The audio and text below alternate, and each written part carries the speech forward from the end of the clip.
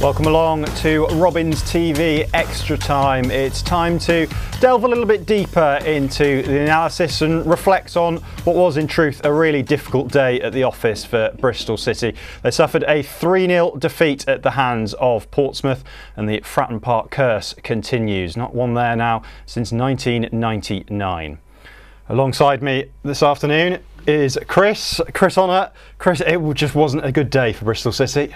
No, it's probably one of those ones that we want to put behind us, forget about, move on to the next game.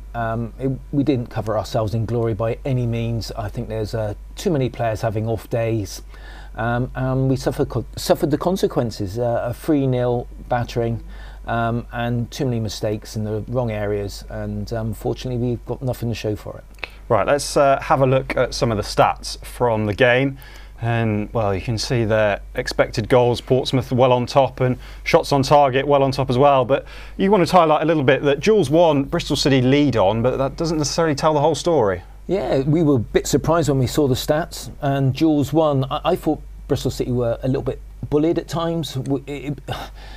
We fell into a trap where Portsmouth wanted to outfight us, and we wanted to play our usual expansive game, and Portsmouth didn't allow us to do that. We wanted to pass the ball on in really difficult conditions, and I felt as if we lost too many 50-50s. I meant too many bouncing balls, too many headers, and I thought that was a weakness in today's play, and I'm surprised to see those stats, I must admit, because usually that is a telltale sign about how a game can be won or lost. That was one thing I was very, as I said, very surprised to see, and I just don't know who was counting them, to be honest. But there was certainly one thing that they were counting right, and that was the goals scored. Yeah, right, let's have a look at some of the action then. And there were some early warning signs for Bristol City that perhaps the Robins were just struggling to cope with conditions at Fratton Park, and Portsmouth just seemed to cause havoc early on with these set pieces. Yeah, the win was in the Portsmouth players' favour. They were in-swinging these corners. There was one there that Rob Dickey's got up to go and head away, and he's got nowhere near it. And and it's almost fallen to the Portsmouth player off a deflection off Naki Wells, and we can see there that Max O'Leary makes a brilliant save with his left hand, a kind of reaction save, and the Portsmouth player must wonder what he has to do to score from 2 yards out. And again, another great ball into the box. Cam Pring was on his toes and he managed to head it away, and minutes later he did exactly the same. Another dangerous ball into the box.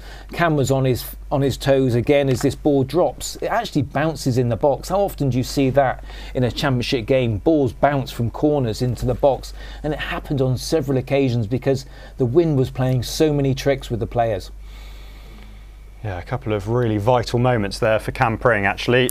Kept it at 0-0, but then Portsmouth did take the lead, and Bristol City trying to play out from the back, perhaps a heavy ball from O'Leary into Jason Knight, and then after that they just gave it away and Portsmouth punished them.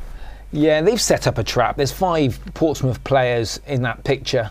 They've almost allowed O'Leary to play the ball into Knight, and Knight has nowhere to go. He can't go back to the goalkeeper because his route's blocked. He can't go left or right because both centre halves are marked, and he ends up losing possession. And the Portsmouth player seizes the opportunity. The first one was again brilliantly saved by O'Leary, great reactions, but it fell straight back to him and he's tucked it away. Game management really poor from two of Bristol City's most experienced players. And it was something that we highlighted in pre-game, actually, was that this is how Portsmouth look to catch you out. They try and set traps, they'll try and hit you very quickly, and Bristol City just fell right for it. They did exactly the same. They did exactly the same last Saturday against Swansea when they nicked the ball. Murphy nicked the ball wide out wide. He flipped the ball into the box. Richie got on the end of another great cross into that 6-yard box and dispatched it quite nicely. And I even read some of the Portsmouth newspapers this week, and they were actually talking about how they deliberately set traps for teams that are good in possession and how they nick it high up the field. And obviously no one in the Ashton Gate office read that this week, because I think we should have been a little bit more direct, especially with the conditions, and we got caught out on that occasion.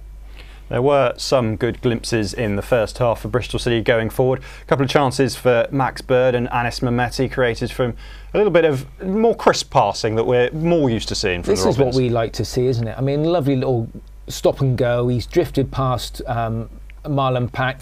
Two Bristol City players make the same run to their near post, and unfortunately neither of them can get on the end of it. But this is when we pass the ball. We look such a great team. You know, we played between the lines. Another good pass led into the feet of Naki Wells. We've shown some really good patience, kept the ball alive on the edge of the box. The ball ends up at the feet of Bird, and he just gets under it slightly and misses that top left-hand corner. But that was really good. And this is what we expect to see. This is, you know, this Bristol City team have entertained us all season so far. But on this day, we weren't able to keep this kind of football going, and we fell back into the trap of playing a more competitive or combative game that Portsmouth really wanted us to play. Yeah, here's the chance for Anis Mehmeti that was well saved. Just that pace at Bristol City came forward. We just didn't see this enough today. No, again, it's exciting football. A great little thread into the feet of Mehmeti. He's let the ball go onto his left foot. He just can't strike it cleanly enough, and the goalkeeper makes a comfortable save. But we saw glimpses of the Bristol City that we're used to seeing, but not enough, unfortunately. So half-time, 1-0 down. There were some optimistic moments perhaps at half-time. We thought, could the Robins get back in it? But they really didn't get going at all in the second half, and Portsmouth very quickly made it 2-0 through Josh Murphy. And again, from Bristol City's point of view, this is an avoidable goal.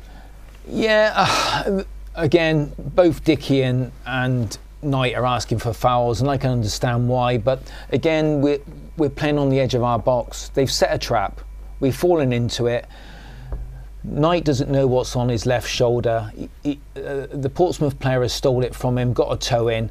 It's ended up at Murphy's feet, and Murphy's slotted it between Max O'Leary's legs. And on this occasion, Max O'Leary couldn't save us. You know, he's made a couple of decent saves, and he couldn't do it this time. But I just felt as if we needed to be a bit more direct at this time. It was maybe 5 or 10 minutes into the second half. We had loads to play for. We were still in the game. It was too tight to play in those areas, and we lost possession and we were punished. And again, at 2-0 down, there were plenty of chances for Bristol City going forward. Perhaps that decision making in the final third just wasn't quite there, and then Portsmouth, clinical as they were throughout the game, hit them very quickly and make it 3.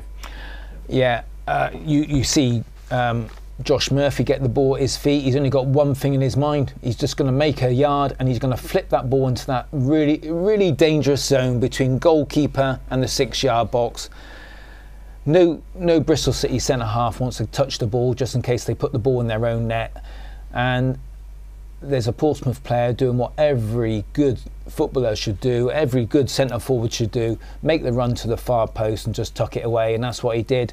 You can see McInally asking O'Leary to come for the ball because he doesn't want to touch it. He's not going to get there, and he almost you can see he's putting his arms up and looking at O'Leary saying, come and get it, because I can't touch it because I'm going to pull it in my own net. But I felt as if the communication wasn't good between them, and maybe they got caught on their heels.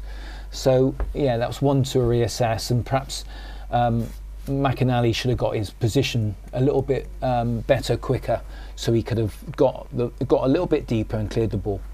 Well, you could be forgiven for saying that there were no positives at all from today's performance. We have managed to find one bright spark though, and that was Yu Hirakawa, who I know particularly impressed you second half.